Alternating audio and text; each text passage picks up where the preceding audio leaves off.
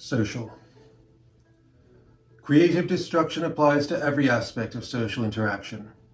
Interacting entities exist in an environment that they sculpt as a result of what they are, but which simultaneously sculpts them through reinforcement of the impetus that brought the interaction about. Social interaction provides procedural guidelines to be followed and substantive content to be considered.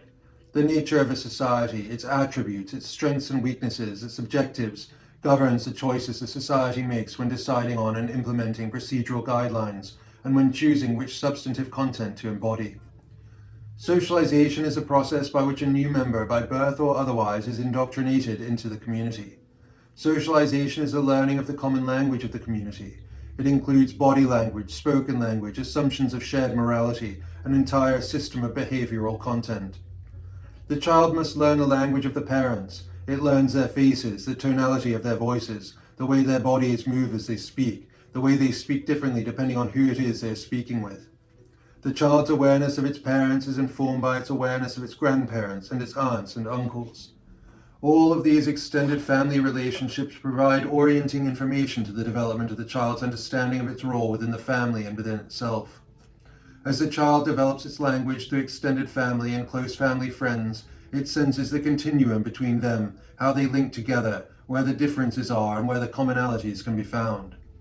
As the child develops to communicate with the extended world of other children and their families, the child recognizes further sweeps of character traits that again are similar in some ways and different in other ways.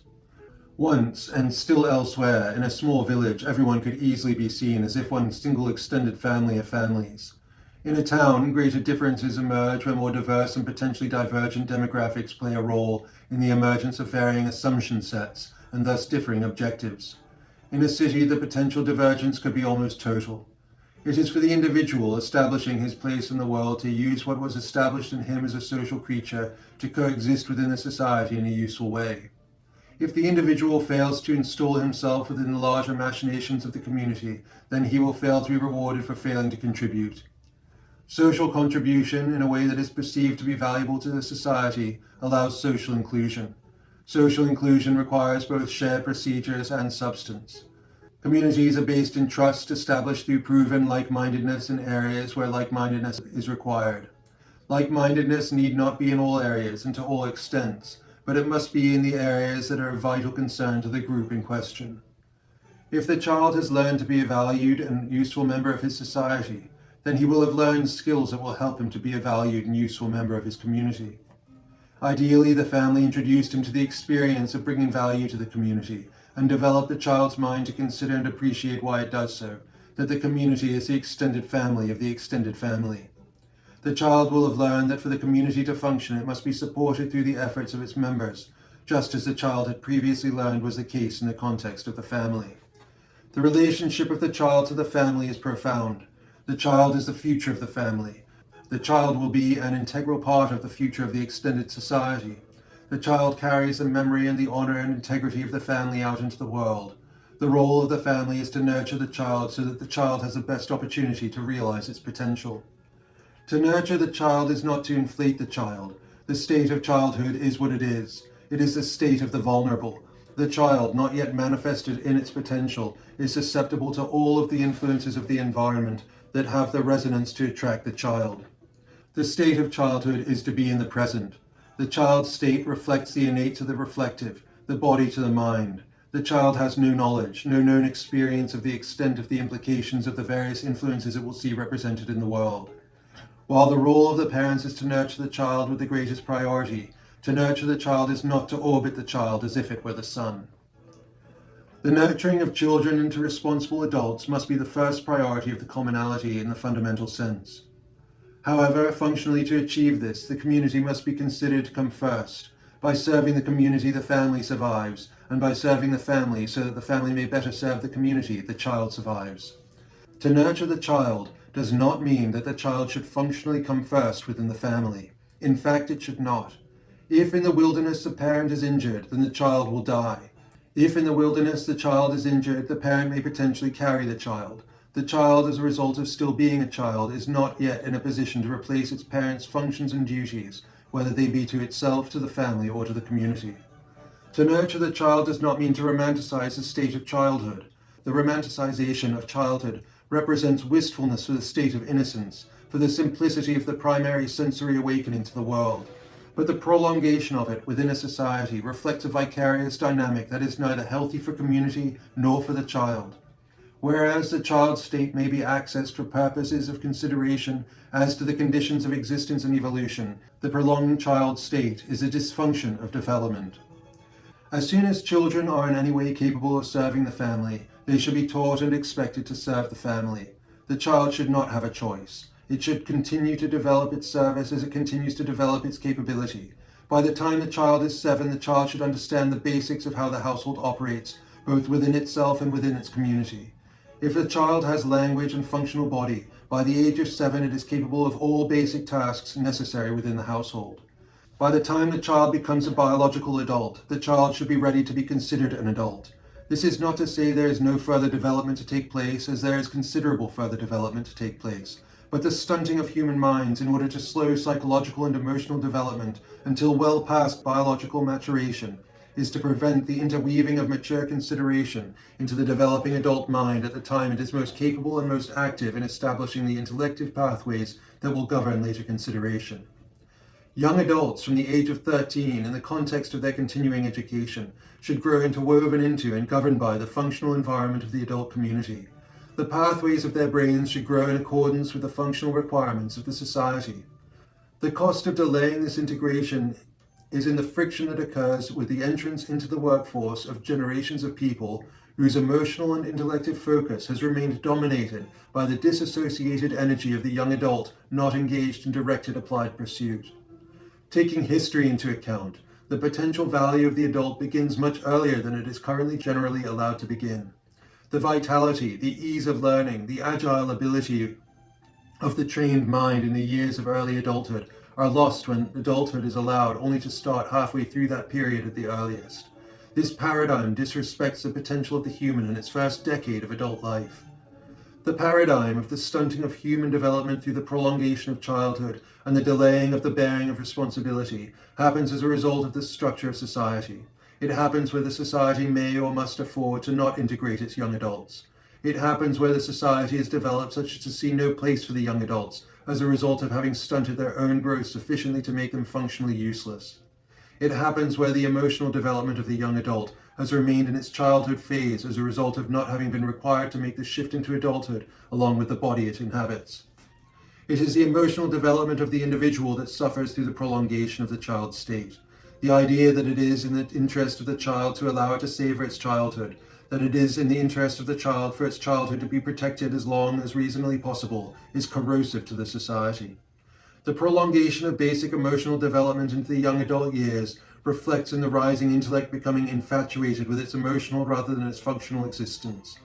It fails to realize that its emotional existence, to be useful in its primary task, must be calibrated to serve the navigation of functional existence towards a carefully chosen objective.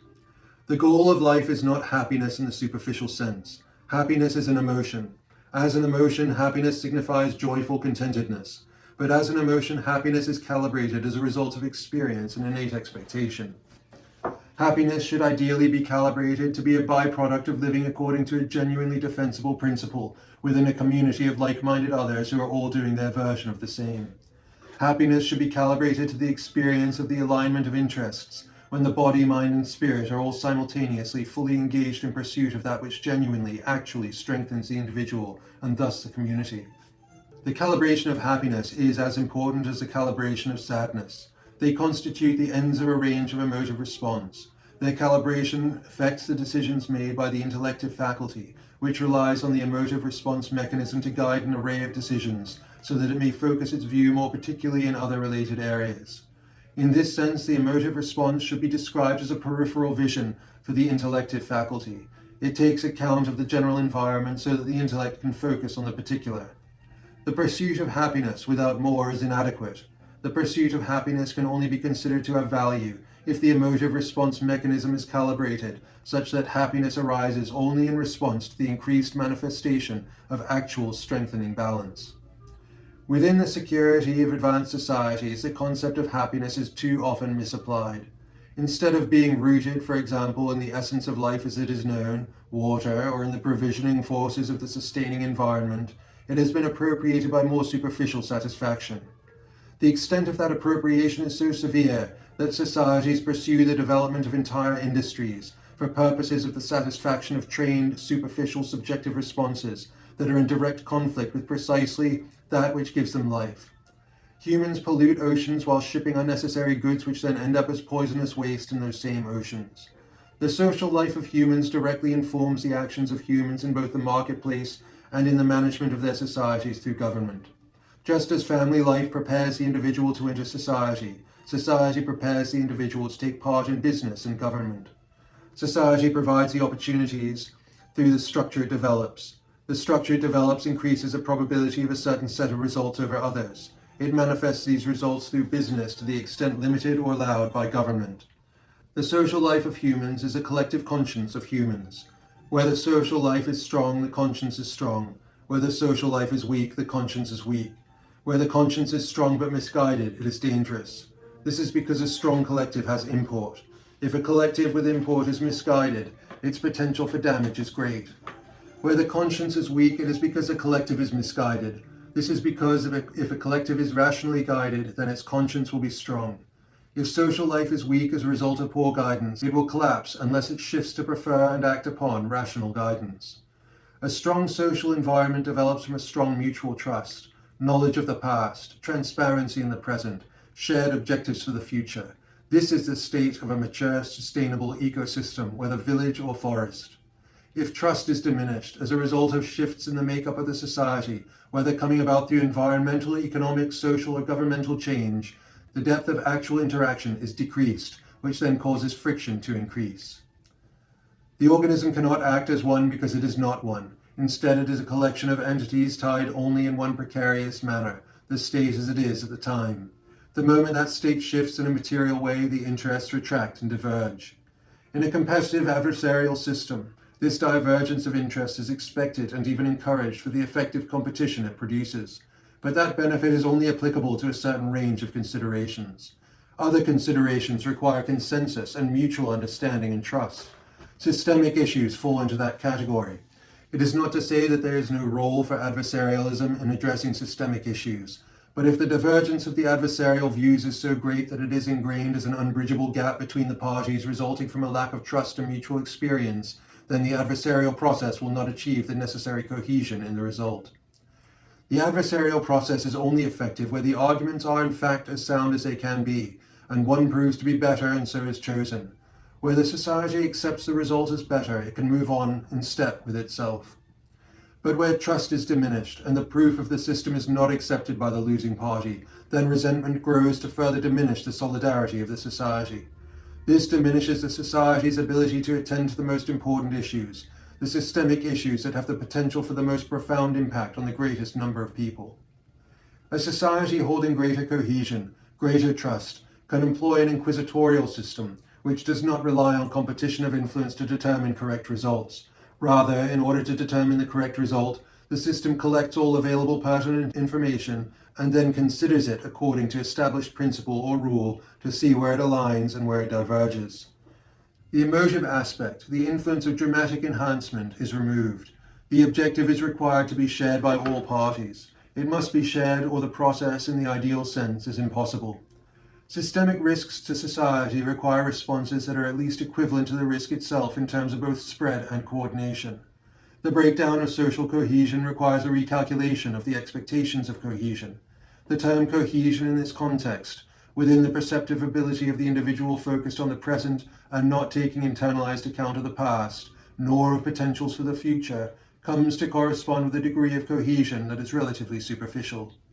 The cohesion of fully shared experience in villages of coexisting and mutually reliant extended families reaches to depths that do not exist within, for example, the shared culture of a business enterprise, where the shared experience is in fact limited to the interests of the enterprise itself, even when appreciation of shared reliance on that enterprise is taken into account. The cohesion of the business enterprise can be significant, profound even, but the very fact of the separation of the life and work environments limits total cohesion, except in the circumstance where the business remains consistent over generations, such that the business itself becomes a village, and generations of families are employed. But at that point, the reason the enterprise has developed the cohesion of the village is precisely because enough time has passed in mutual reliance that the degree of transparency experienced and trust experienced within the village has been met through existence within the enterprise. The villages themselves developed as collections of people with recognized mutual interests and mutual reliance working together to survive. The business enterprise was the collective effort to hunt or to farm, and each villager worked for compensation in the form of the benefits the community provided. Very few large enterprises in the Western world operate in this way in the present time. The norm generally demonstrates a disconnection between owners and workers and consumers. Consumers are fickle. Owners want lower costs for the same result. Workers will shift from job to job or become unemployed. Expectations end up dropping, and people are encouraged to see a lack of expectation as wisdom, because then they will not be dismayed as they see, over the course of generations, the fabric that once held their world together become thinner and thinner until nothing is left of it, and they do not even realize because they have long been distracted from looking. They do not even remember what it felt like. Instead, they are convinced to be satisfied, even happy, with the shadow that they experience instead.